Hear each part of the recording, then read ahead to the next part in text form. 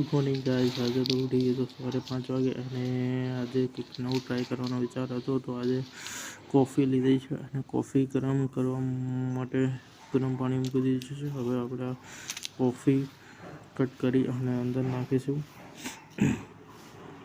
તો આજ સવારે જવાનમાં નવો એક નુસ્ખો ચાલુ કર્યો છે કે કોફી ગરમ કરીને પીવું. પાણી ગરમ થઈ ગયું છે. હવે કોફી અંદર નાખી દીધી. કોફી અંદર નાખ્યા બાદ થોડા ટાઈમ માટે ઉકળવા દીધી છે અને ત્યાર પછી થોડો ટાઈમ પછી આપણે પી લેવાની છે, જેનાથી આપણને સુસ્તી અને સ્ફૂર્તિ રહે રનિંગ કરવા માટે. એટલા માટે આજે કોફી ટ્રાય કરવી છે અને ત્યારે હલાવી લેવાની છે એટલે બરાબર મિક્સ થઈ જાય અને ગરમ રહે એ માટે. ત્યાર પછી હું નીકળી ગયો બાઇક લઈને જવા માટે, ગ્રાઉન્ડ ઉપર જવા માટે રેડી થઈ ગયો.